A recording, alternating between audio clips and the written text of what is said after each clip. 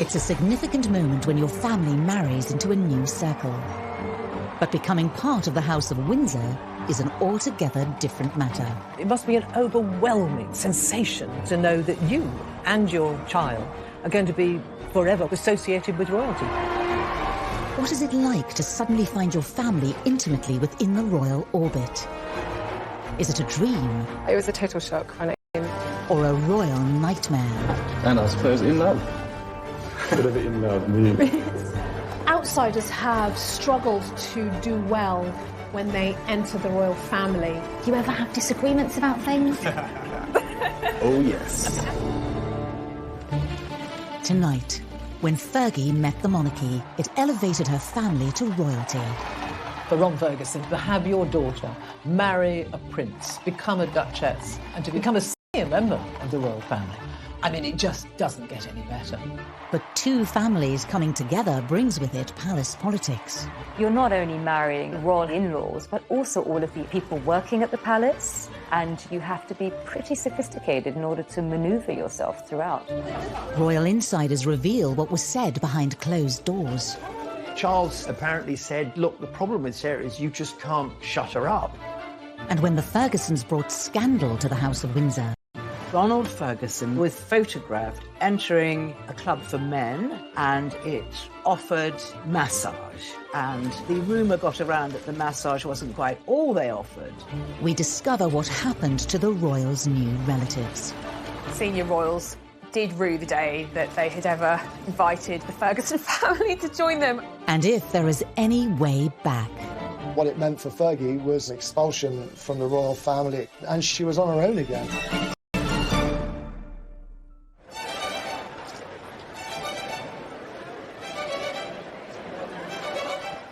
The love affair between Fergie and the monarchy began in the summer of 1985 at Ascot.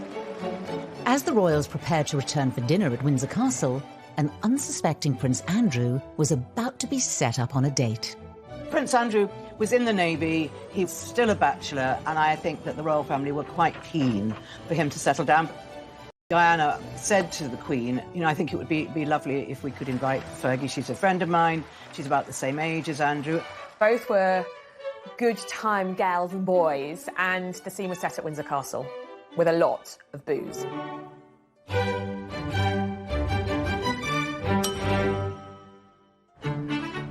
They sat next to each other and they were flirting almost from the, you know, from Plate of profiteroles and said, don't worry, I'll have some too, and then didn't. So I think she gave him a sort of playful slap, and I think that was really the beginning of their relationship. It was the start of a romance that would spark intense public interest in Fergie's family. She came from a very well-to-do family. Sarah's mother, Susan, married Ronald Ferguson when she was only 18 years old, and they had two children, Sarah, who's called Fergie, and her sister Jane. And they bought this beautiful house called Lowood, very near Ascot, in that very beautiful area full of rhododendrons and trees and houses hidden behind big gates. And that's where Fergie grew up. they always were aspirational. I think they had a feeling they were sort of almost minor aristocracy. For Sarah, in the back of her mind, she was always going to try to get a husband who was special and certainly rich. Even for the well-to-do Fergusons, Fergie's relationship with Andrew was a tantalising prospect. Ronald Ferguson was absolutely thrilled and delighted. 10 out of 10 for him. She couldn't have done better. Marrying into the royal family has to change things, doesn't it? Because it's that final bit of icing on the cake. But there are hurdles to clear for a royal bride-to-be, not least a stern examination of the family tree. Thankfully, when it came to the Fergusons, the Windsors didn't have to look too far from their own.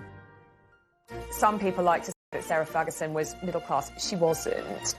No, oh, my God, to be thought of as a commoner, my goodness, no, they were very much upper-class English. The Ferguson family actually can trace their lineage back to the royal family. So Sarah Ferguson and Prince Andrew are very, very distantly related through Charles II, but not that that is much of a cause for concern for the royal family. In fact, they probably encourage that. It wasn't just shared distant relations that tied the Fergusons to the Windsors, but also their social circles. Ron Ferguson, Fergie's father, had mixed with members of the royal family for many years. He'd been in a very smart cavalry regiment. He'd ridden alongside the Queen on the Mall. He'd played polo with Prince Philip. And of course, he managed the polo lifestyle of the Prince of Wales. So they were a family that the Windsors were familiar with. Because horses and polo was such a big part of her parents' life, Fergie, in fact, met Andrew when she was around 3 years old. Of course, neither of them would have remembered, on the side of the polo field. So, actually, throughout her childhood and adolescence, Sarah had a lot of exposure to the aristocracy and to the royal family. She was very much part of that crowd. Age of 13, her parents, Ronald and Susan, had separated. Sarah was at a pivotal age. I mean, those early teenage years, it can really mess with your head when things at home aren't the way you want them to be and aren't the way you expect them to be. She had this magical childhood, and then suddenly it all sort of folded. She talks about it herself, how that's when she started to feel very insecure and inadequate, and she blamed herself for the breakup of her parents' marriage. In 1975, Sarah's mother Susan left the UK to start a new life with a new man in Argentina, leaving Sarah and her older sister Jane to be brought up by their father.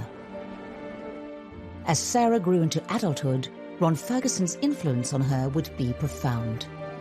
After Sarah's mother ran off to Argentina, she became quite a daddy's girl.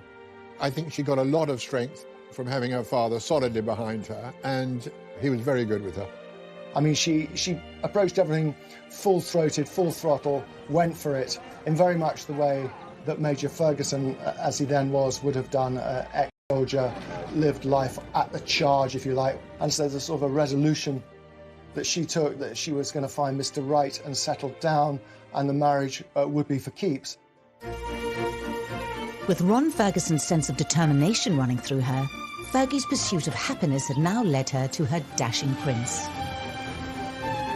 As their courtship blossomed, it was soon time for Andrew to take the relationship to the next daunting level.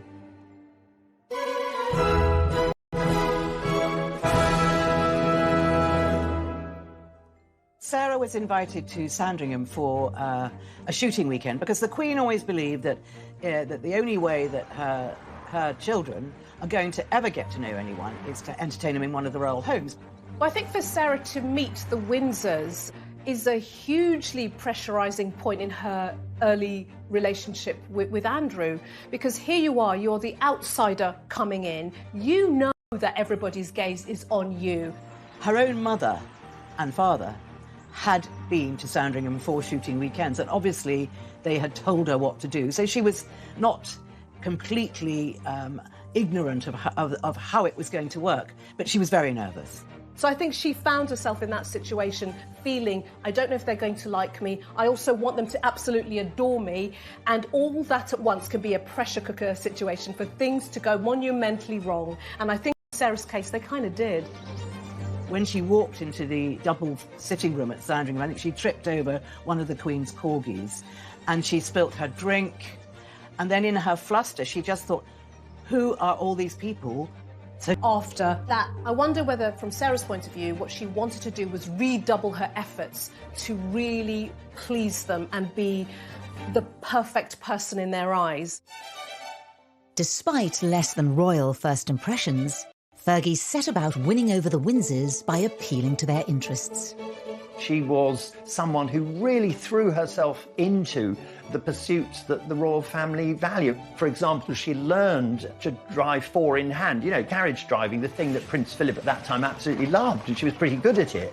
And Philip thought this was extraordinary. She had learned to ride at a very young age, and Her Majesty loves horses, and she liked to ride, and the fact that Sarah could accompany her on horseback was another huge plus. After finding common ground, Fergie's outgoing nature began to charm the Windsors. I think with the royal family, when they're in their personal time, it is a very outdoorsy kind of life that they lead, hunting, shooting, fishing, and she was up for all of that. So her larger-than-life, boisterous, up-for-anything personality very much endeared her to them. So, you know, the stars were really aligning very quickly for Andrew and Fergie because she had such a big impression on his family. Sarah had passed the sternest of royal tests. Her family were up to scratch, and all that remained to unite the Fergusons and the Windsors was for the prince to pop the question. Andrew went down on one knee and he asked her to marry him. She just burst out laughing.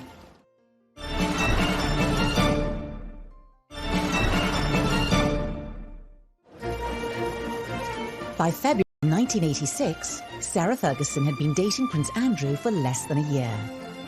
After a whirlwind romance and winning over the royals at Sandringham, Fergie was whisked away to Scotland, where Andy had an important question to ask her.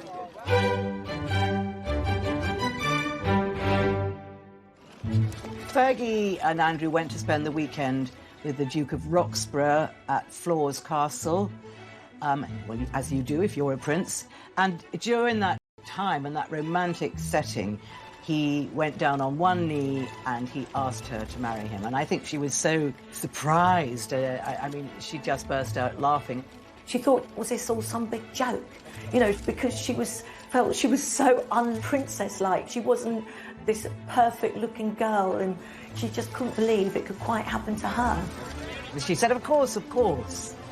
She was just over the moon. The Fergusons, when they realised that their daughter was engaged to Prince Andrew, I mean, they were, you know, they were ecstatic. They thought this was the most marvellous thing. Absolutely thrilled. On the 17th of March 1986, the announcement that Ron Ferguson had been waiting for finally came. Sarah Ferguson and Prince Andrew were to be married. Do you remember what he said? Absolutely. But I'm not telling you. It's the epitome of the social ambitions of Ron Ferguson to have his daughter marrying the Queen's favourite and second son. I mean, it put them front and centre of British public life. He went from being, you know, a landowner to being a member of the House of Windsor. And he referred to himself as being a member of the royal family. So, you know, the Fergusons had arrived. Thousands of miles away in Argentina, Fergie's mother Susan was a little more restrained than her former husband in reaction to her daughter's impending nuptials. How do you feel today? Very happy, very pleased. Do you think that something might change in your life from today onwards? No, I don't see any change. Because she went to live in South America, I think that Susan, Sarah's mother, didn't feel that the marriage would change things for her. But it's a curious thing. She was very wary. Although Susan would have been very happy that Sarah was marrying to the royal family, you know, it brings a huge amount of scrutiny. From the minute the news came out that they were going to marry, Fergie was besieged, as every young royal bride is, by photographers and pressmen all over the place. You can't put a foot wrong, both internally within the family and externally with the press and with the public. With the wedding fast approaching and the spotlight firmly on the royal bride-to-be, nothing Fergie did would go unnoticed. A girlfriend rang me, and I remember I was still in bed and said, "You will not believe I've got the most amazing story."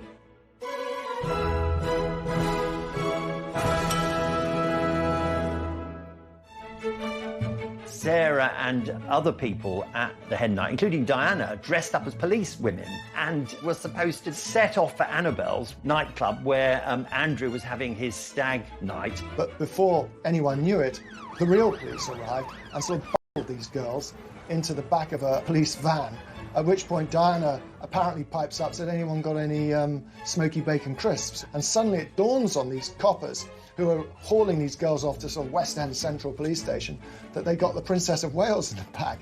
And, oh my God, it's Sarah Ferguson, the royal bride-to-be. Obviously the girls were let out, nothing happened, but the night was still young. So Fergie and Diana decided to make their way to Annabel's.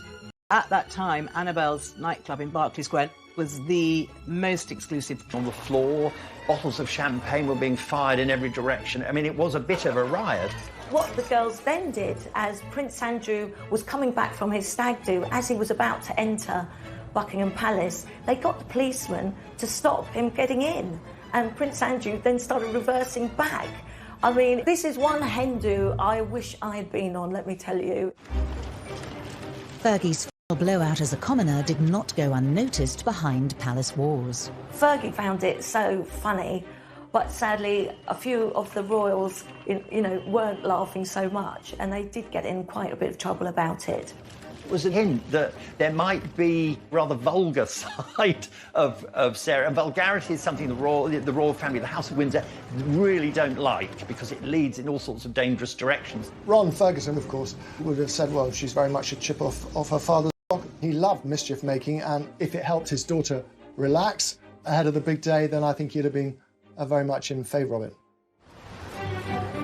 On the 23rd of July 1986, the big day arrived.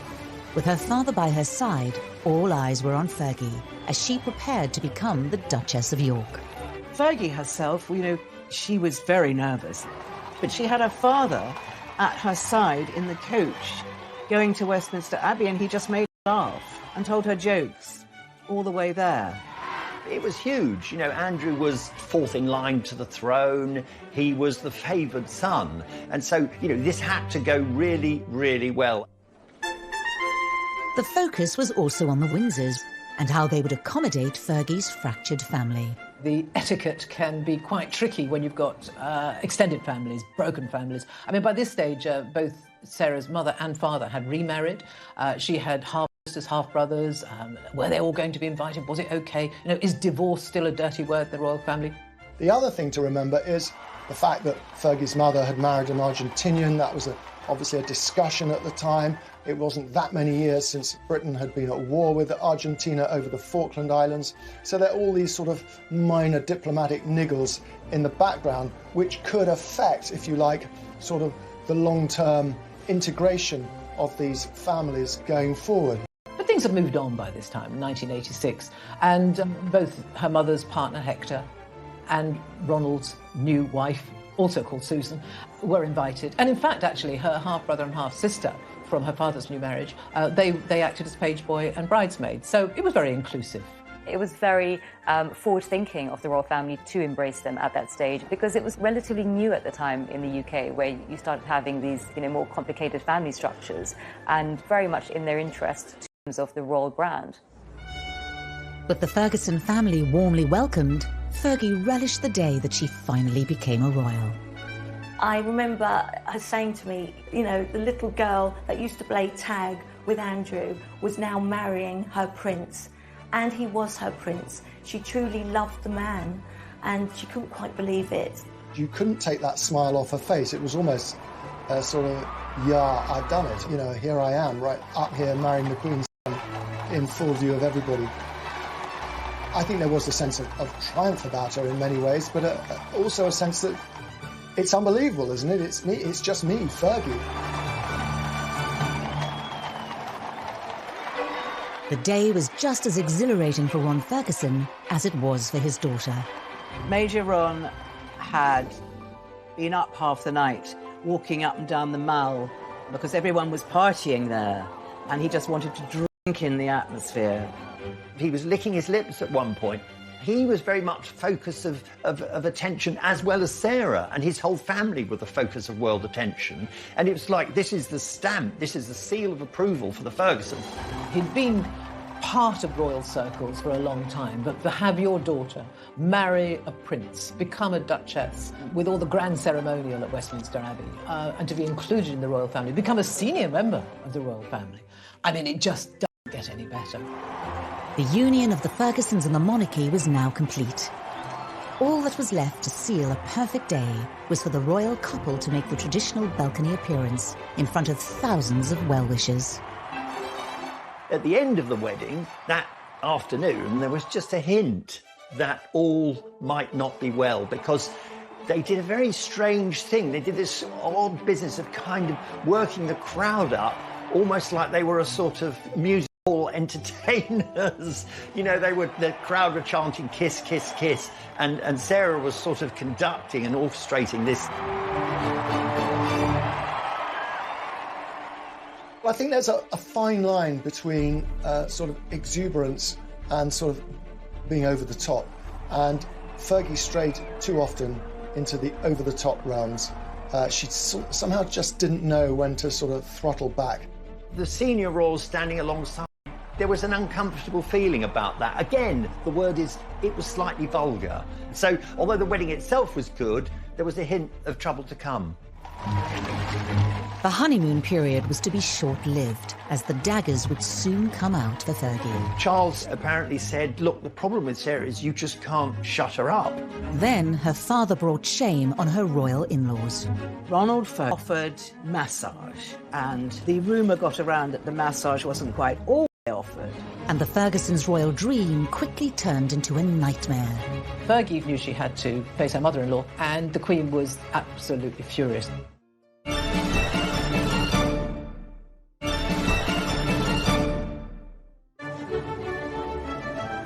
Sarah Ferguson, the horsey girl from Hampshire, was now Her Royal Highness the Duchess of York. She had brought the Ferguson family name into the royal spotlight, and from the outside, she seemed to be settling well into royal life. But among her royal in-laws, not everyone was a fan.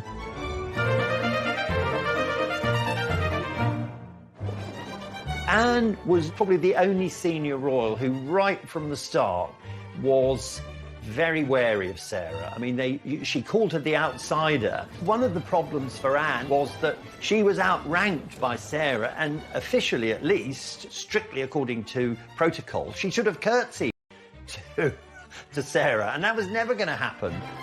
What had at first seemed, especially to Charles, to Philip, this bright, positive, young thing coming in and sort of adding sparkle was just starting to sort of leak away.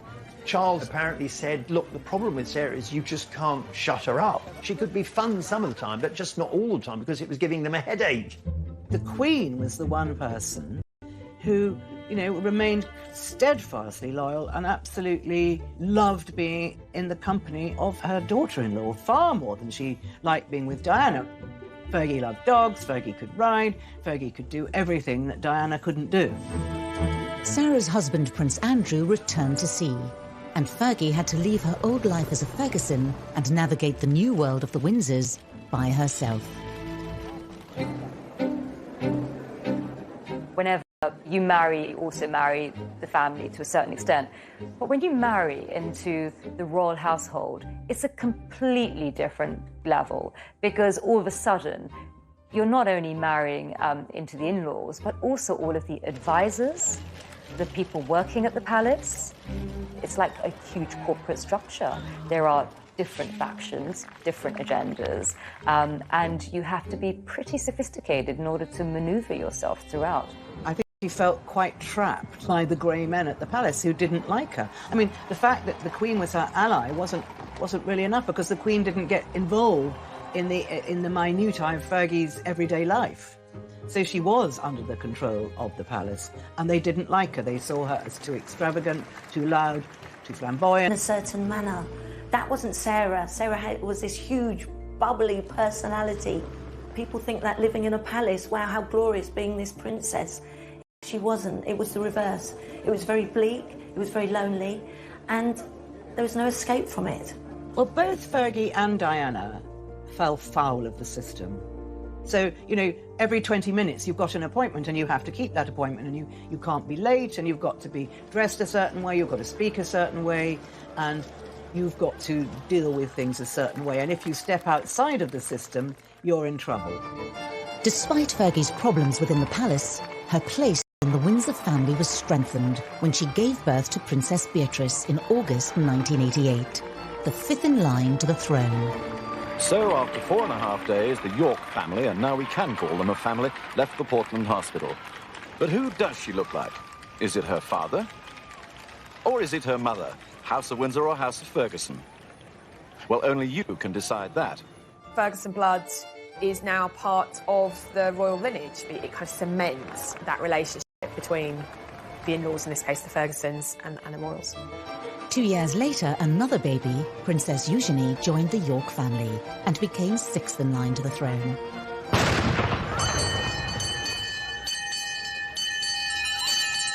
Oyez! Oyez! Oyez! Her Royal Highness the Duchess of York is safely delivered of a daughter at 7:58 p.m. today. Her Royal Highness and child are well. Sarah had given the Windsors their first royal princesses since Princess Anne's birth. Her most significant champion, the Queen, even came to visit the Duchess in hospital. But despite the monarch's support, Sarah seemed to be losing allies within the royal circle. Even the British press, who had once welcomed her with open arms, began to criticise her behaviour.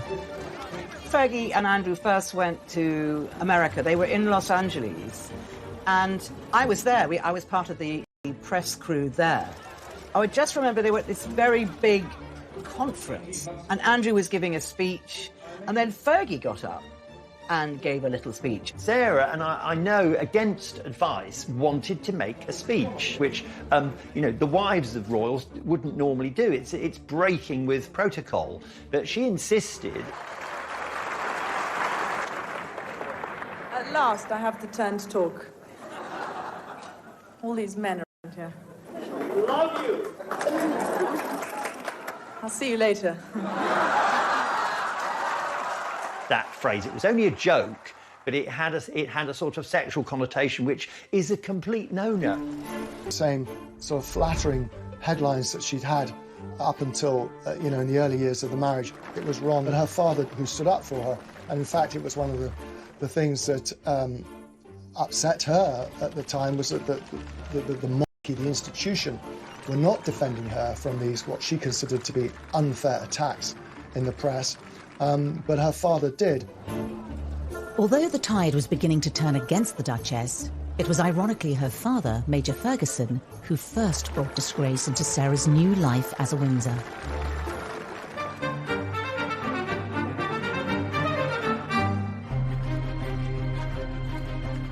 Well, in 1988, there was a huge scandal about Ronald Ferguson being photographed entering a club called the Wigmore Club.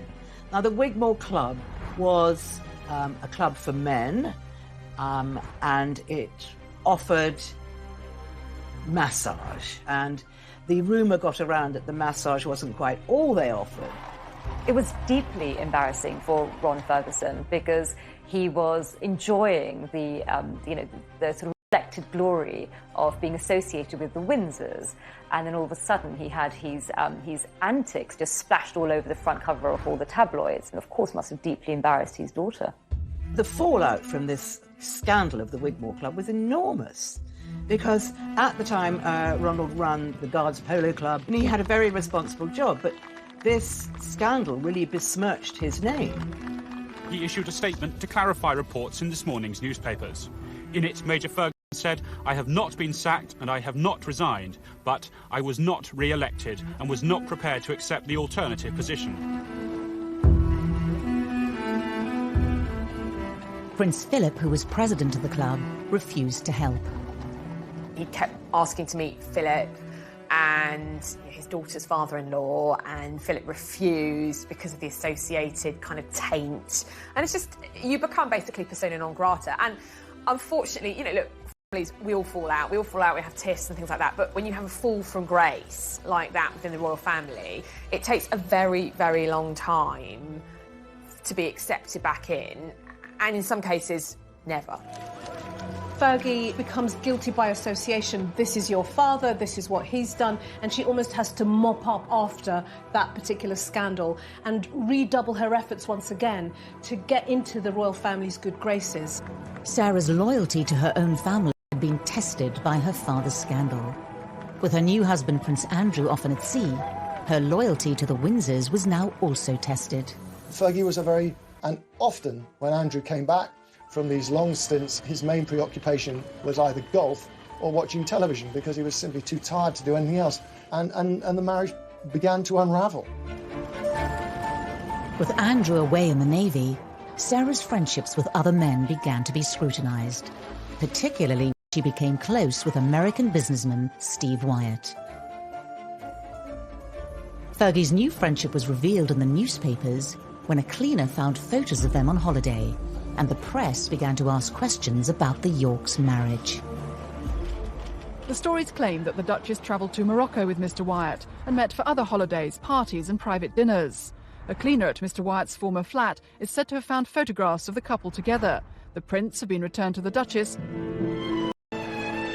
It wasn't an obvious example of definite proof of infidelity, but, you know, it was pretty close. Typically, the attitude towards extramarital affairs in the upper echelons of society, the aristocracy, the royal families, is that they're tolerated. But I think the sort of cardinal sin is when they are made public and when they are under public scrutiny.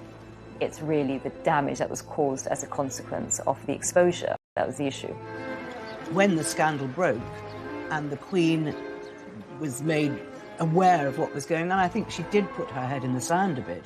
I think, you know, the Queen doesn't like moral confrontation, and I think she always thinks, well, a little bit like her mother, that if you ignore something, it just might go away. But the household are the ones that are responsible, and they felt very, very concerned about this. The Duchess was becoming tabloid fodder, forcing the Windsors to take action. After a difficult Christmas at Sandringham in 1991, Andrew and his family were called to a Windsor family summit. The summit early in 1992 was called by the Queen's private secretary, Robert Fellows. All the principal players, as it were, except Sarah, were there. The Queen, Prince Philip, Charles, and so on. And Robert Fellows, one of the Queen's closest advisors, he laid out before them the situation that this broken relationship between Sarah and Andrew was becoming the stuff of the tabloids. Something had to be done. Separation was a huge step forward, and one which the Queen must have been deeply saddened about, but they clearly needed a break from each other because things were not happy. But I think the Queen was as baffled as the rest of us as to why it had come to this. Sarah had to decide to either make the marriage work or move on. In March, the Duke and Duchess announced their separation.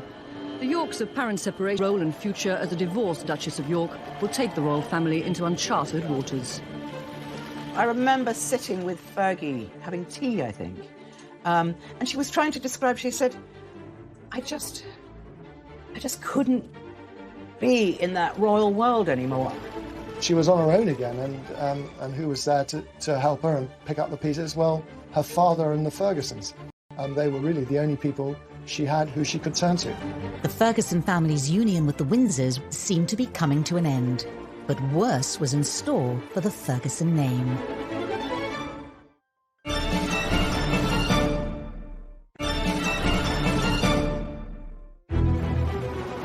In March 1992, after just 6 years of marriage, Sarah officially separated from Prince Andrew. Any association with the Ferguson family name was swiftly matched by the palace, who now swung into action. After the separation was announced, all Sarah's formal appointments, all the events that she was booked for, they were all cancelled. Fergie's royal life stopped. Once you've stepped across a certain line, you're cast into outer darkness, and that's what happened to Sarah. The press speculated that Fergie could re-enter the Windsor fold by somehow repairing the marriage. Then rumours began to circulate of a new man in her life, John Bryan. Fergie was in a very distraught state, so her friend of the moment, who was her financial advisor, supposedly, John Bryan, decided, let's get away from it all. I'll rent a villa in the south of France, and Fergie and I will go there with the children and the nanny, and we'll just have a break. But unfortunately for them, photographers found them immediately. Unknown to Fergie and John Bryan, they had been caught by the paparazzi. Sarah later flew to Balmoral to stay with the royal family on their annual summer break. The morning's newspapers are all laid out on a side table in the breakfast room in Balmoral, and that morning's newspapers were filled with pictures of Sarah Ferguson. She was caught lying in the sun with this guy, apparently sucking her toes. I mean, he claims, as if it makes any difference, he was kissing her toes. Anyway, unbeknown to Sarah, the newspapers had got photos. Paparazzi had taken these pictures, the newspapers got them. These are the pictures that the Queen and her son, the Duke of York, will have seen at the breakfast table at Balmoral this morning.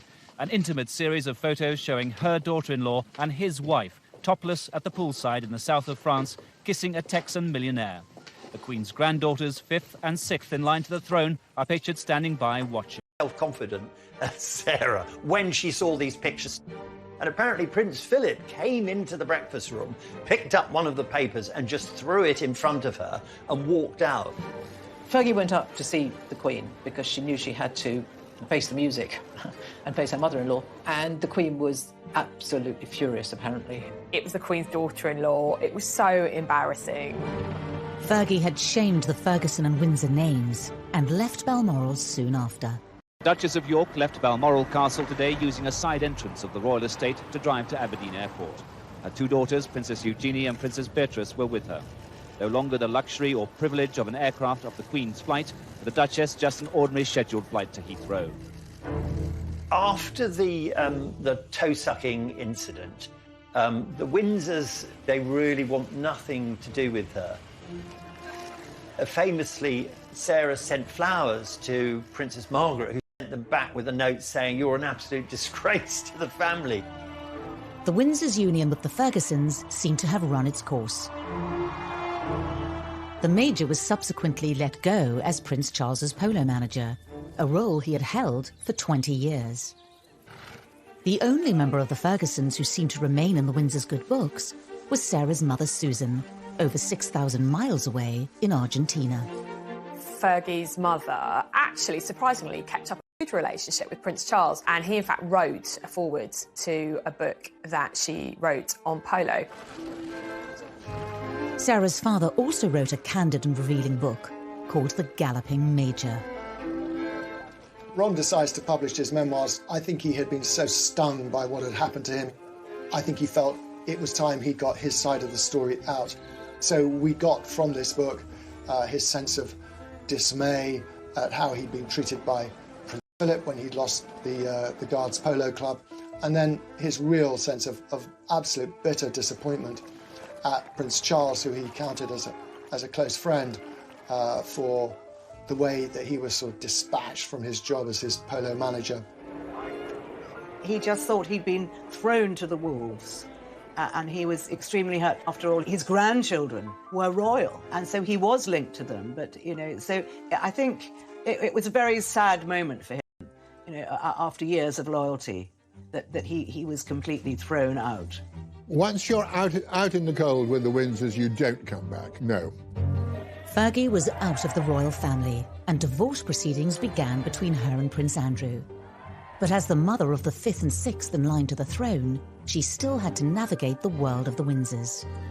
Well, basically, after the breakup of the marriage, the family are incandescent with rage with her, because he feels that she's let down the monarchy, which he has spent his entire life supporting, i.e. his wife, the Queen.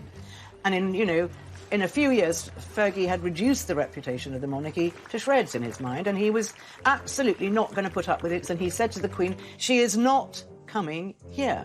She's out. I don't ever want to see her again." In the wake of Sarah's divorce from Andrew, the custody of the two Windsor princesses became an issue. The Queen is being advised that a quick and clean divorce is now needed to protect the monarchy itself, as the marriage of her second son falls so publicly apart. The Queen is reported to be determined that her grandchildren, Princess Eugenie and Princess Beatrice, should remain within the royal family, even if the Duchess decides to live abroad.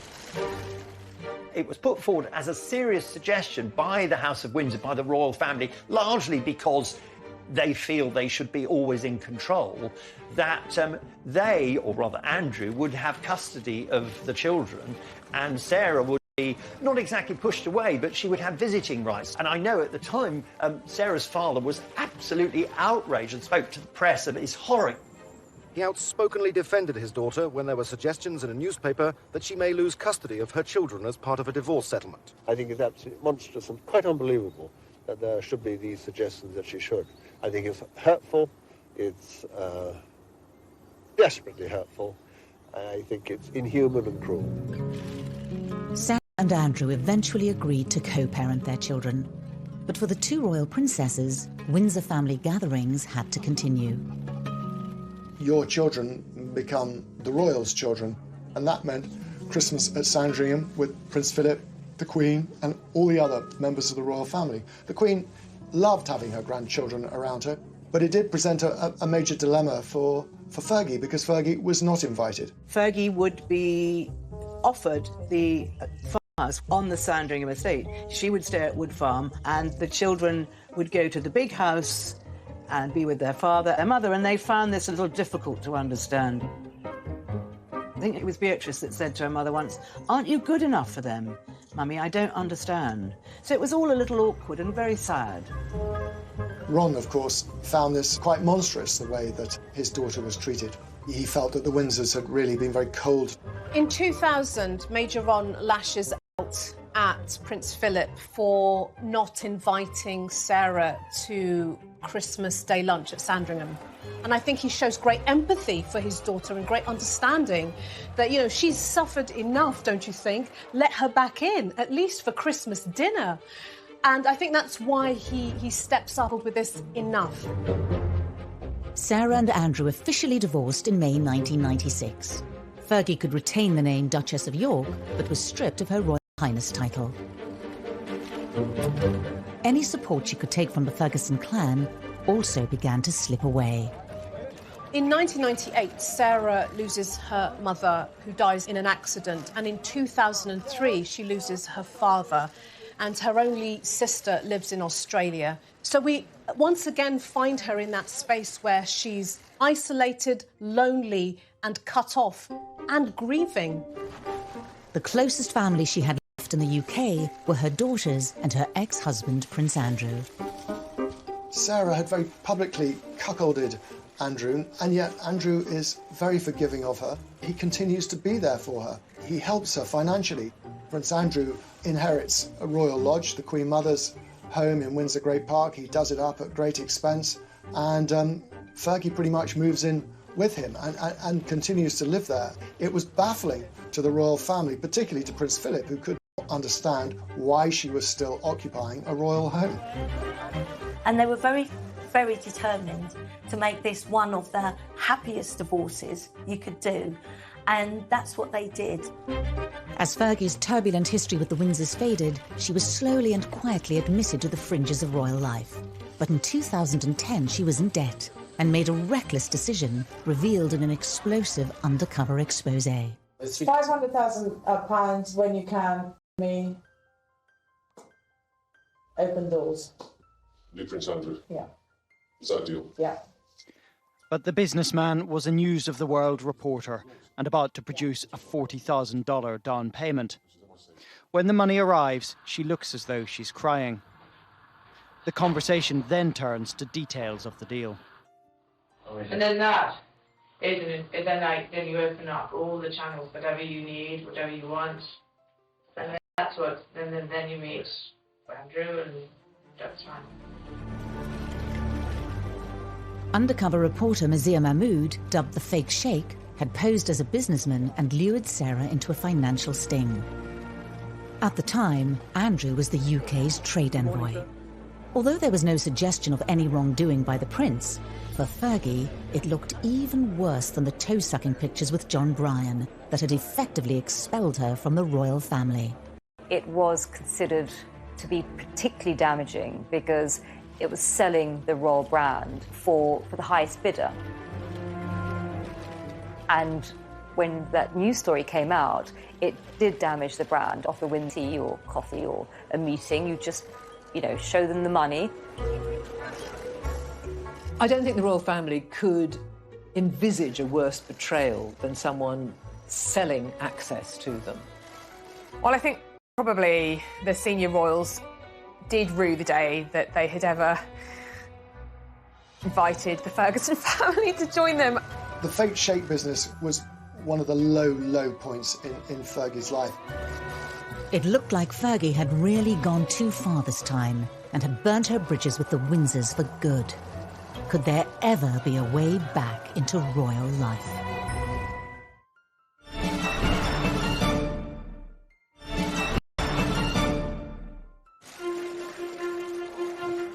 In the face of scandals, affairs and divorce, there were only two things that joined the Windsor and the Ferguson families together indefinitely. Their names were Beatrice and Eugenie. The children are the glue between the Fergusons and the House of Windsor, and that glue is unbreakable. Having grown up in the shadow of their parents, as young women they found themselves torn between the Windsors and Fergie. Beatrice and Eugenie, by this time, are adults. They're very conscious of their position within the royal family. But they also have this relationship with their mother, who is such a pivotal part of their lives. I'm here for you, Mom. Yeah, thanks, Mum. I see myself as a mini mummy. So I kind of have this sort of image that anything you could do, I want to do better. So I want. I have to tell you, that's easy. The product of two strong but very different families, they would ultimately have to pave their own way. Their mother, Fergie, was once again out in the cold. Sarah, why did you use Prince Andrew's name to further financial gain? Her scandal with the fake sheikh was a step too far for the royals.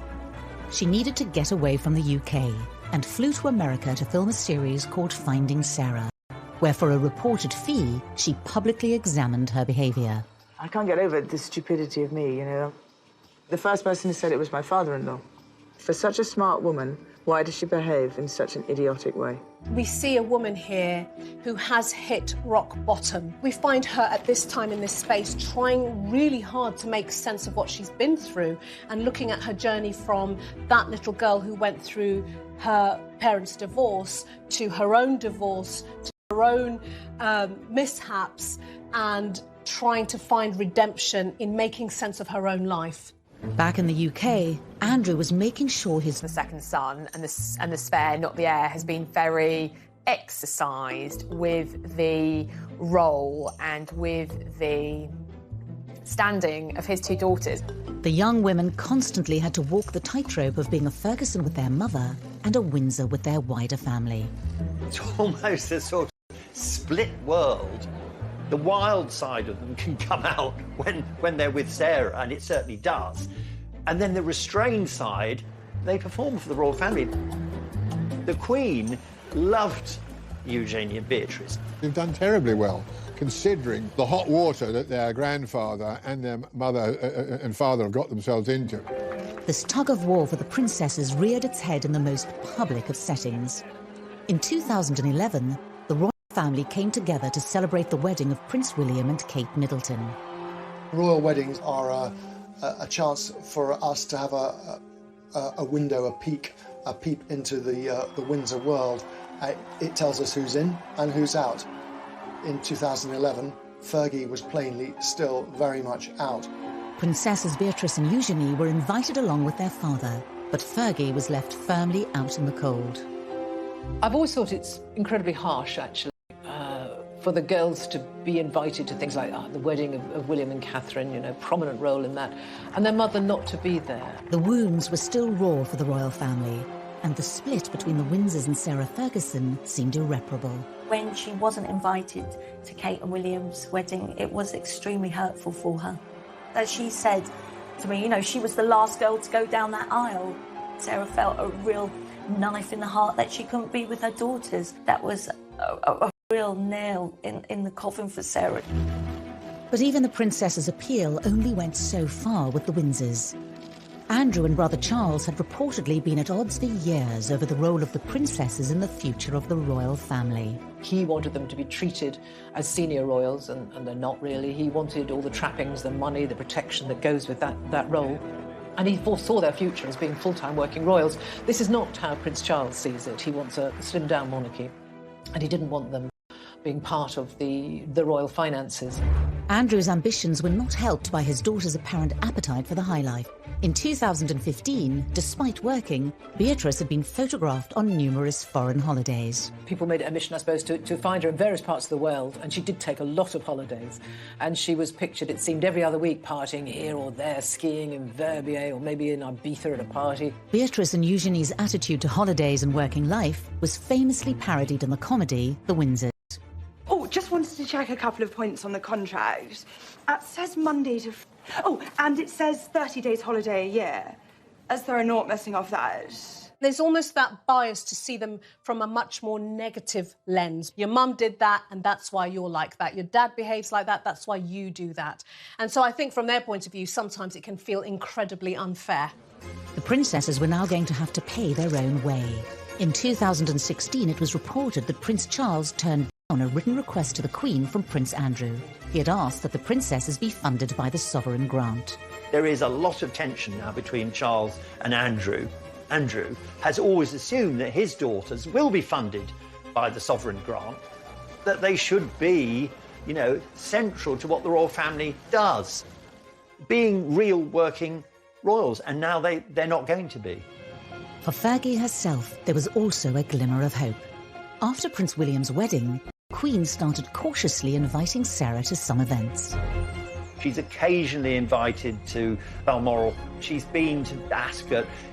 I think the Queen is mellowing in her old age. I think very tentatively the Queen is sort of saying, OK, look, we're just going to try this, but if you put a foot wrong, it will all stop again. Then in 2018, there was a thawing of relations. Prince Andrew and his daughters were invited to the wedding of Prince Harry and Meghan Markle. But so too was a new key guest. When Harry and Meghan married, he made it very clear that Fergie should be invited to the formal wedding. Harry was probably using the invitation as a sort of a reconciliation, an olive branch. He knew that Fergie was not popular with some members of the royal family, but he wanted her there because she was important to him and to his childhood. It was seen as a sign that maybe she might eventually be forgiven. The crowd were cheering, and she just couldn't believe that they were all cheering for her. They were shouting, Fergie! Sarah walks in with great assurance. You'd think, you know, she might have crept in by a side door. Instead, she comes in and almost says, look at me, I'm here, I'm great. And for once, she felt welcomed. Fergie was back. Harry was not the only royal getting married that year. Princess Eugenie had her self-found love and was due to marry Jack Brooksbank only months later. It was to be a test of the status of Andrew and Sarah Ferguson in the royal family. Princess Eugenie's wedding to Jack Brooksbank was really the string that pulled Fergie back onto the periphery of the royal family, because she's mother of the bride. There's no way that she couldn't be invited, and I think it was a uniting of the family.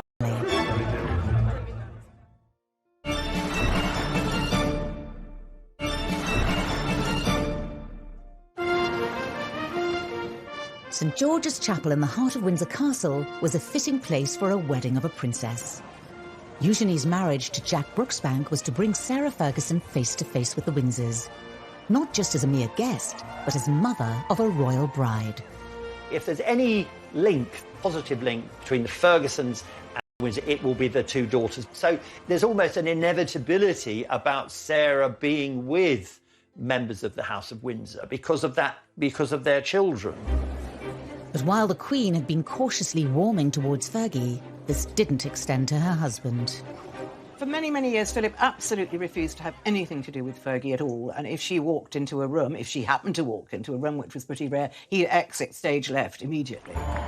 It was Sarah Ferguson, who had walked down the aisle 2 years before, who was the most nervous on the big day. Having not been part of the royal family for so long, she didn't want to put a foot wrong. She only just beat the bride to the door of St George's Chapel, and she got out just waving. She was like on ebullient form. In the crowd, there was a welcome reminder of the Fergusons of days gone by. She had spotted her mother's best friend who had come to see her on this momentous occasion. Suddenly, there she is. Her daughter's getting married in St George's Chapel. The church is full of her friends, and she is in the sort of number one mother of the bride position. So it was immense social rehabilitation. But as the guests gathered inside the chapel, there was some nervousness around the arrival of a key royal guest. There was a huge amount of speculation before Eugenie's wedding about whether Philip would finally give way and be in the same building as Fergie. He managed to make it to St George's Chapel and took his place in the ceremony, not far from Fergie. It obviously marks some kind of thawing in the relationship. Perhaps when you get to that very great age that Philip is at, you start seeing things a little differently. Fergie had a qualified return to the fold as guest of honour in the heart of Windsor Castle, for her daughter would always be a Windsor. But she was carrying with her a physical reminder that she would always be a Ferguson. Sarah carried her mother's handbag, and I That was a little sign and a show of love and affection for her mother, who sadly couldn't be there on the day. She obviously, was very sad that her own mother wasn't around as much for her growing up, and she wanted to be there every step of the way for her girl. But within a year, spectacularly from grace. In 2019, new details of Andrew's long-term friendship with convicted paedophile Jeffrey Epstein emerged. The Epstein scandal really seems to have tentacles that reach out and have enveloped Andrew's family because, well, Jeffrey Epstein was a guest at Princess Beatrice's 18th birthday party. He's a family friend. When Fergie was in one of her many money troubles, she turned to him for a loan. So it's very intertwined, really. He decided to do this interview. He'd only just told the Queen he was going to do it. It was the wrong move. Do you regret the whole friendship with Epstein? Now, still not. And the reason being is that the people that I met and the opportunities that I was given to learn, either by him or because of him, were actually very useful. The thing is, he didn't know what to do, whether to do this interview or not. Beatrice actually advised him to do this, thought it would be best if Andrew spoke openly, as honestly as he could, and from the heart. But it just was a total disaster. Just the worst interview I think anyone has seen. It was to be a scandal too far for the royal family and for the Queen. 4 days after he was interviewed by Newsnight, Andrew gave up his royal duties. There's no template here. He can't stop being the Queen's son. He can't stop being a member of the royal family. All he can do is no longer represent or work for that family. The tables had turned. After years of Andrew standing firm in the face of Fergie's scandals, it was now his ex-wife who was supporting Andrew as he found himself distanced from the Windsors. There's this huge loyalty, which I think actually comes from Fergie's side of the family. This great loyalty that their father instilled in them. It's a very strong trait in Fergie and the two children. 2020 was to be a new era for the family. For Fergie, none of her family were any longer working royals. She's carved out her own career. She goes from project to project now. I mean, her latest project is writing, or co-writing, a Mills and Boon romantic thriller. Sarah has taken to Twitter to reach an audience for her debut novel, promoting it in what looks like a home video. Follow your heart, but do you dare? Lady Margaret, she loves to ride side saddle. She's strong, she's rebellious, she's courageous. It's based on a long-distance Ferguson family relative, someone who wouldn't conform to society with red hair. I wonder who she will attract the ire of the royal family, who she has really worked hard to get back and integrate herself in. It may not only be in fiction that Sarah Ferguson is thinking about romance. Fergie and Andrew's close relationship has fueled rumours that they could retie the knot. Will Sarah and Andrew marry again? Will they remarry? Never say never, that's what I say. I'd love it if they did. I think the girls would love it. Whether they will or not is another thing. But much water has passed under the bridge since the heady days of 1985. With the Windsors, even moments of reconciliation will never mask the fact that for Fergie and Andrew, things will never be the same again. I think Andrew and Fergie are the most married divorced couple that I know of, but real marriage? No, not a chance in hell. She doesn't want to get back into the straitjacket of royal life. She wouldn't be accepted anyway. There's no place for Fergie. As Fergie, Prince Andrew and the princesses look to the future, the Ferguson name may not hold the same power as it did. I think now it's Andrew and Fergie, really, who are the royal outcasts. I would suspect that the royal family are rather hoping that Andrew and Fergie will sort of quietly fade away without any more embarrassments. One thing is for certain, in royal circles, Fergie will never be forgotten. Fergie would never be free of the Windsors. The Windsors were never going to be free of Fergie. However much some members of the royal family and maybe the establishment and maybe the grey men at the palace may want to permanently distance Fergie from the monarchy, it won't happen because those two royal princesses are the bond between the Fergusons and the royal family. They really do bring the royal family together, and that is thanks to Sarah, because she's been the most wonderful mother to these girls. They will remain in the public eye. They will remain of public interest. And so that bond will never be severed.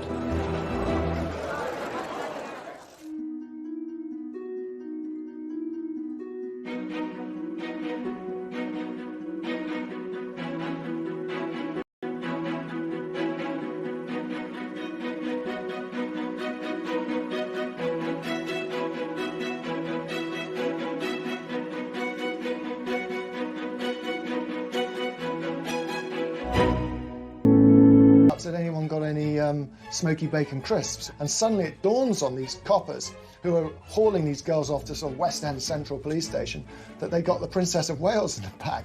And oh my God, it's Sarah Ferguson, the royal bride-to-be. Obviously the girls were let out, nothing happened, but the night was still young.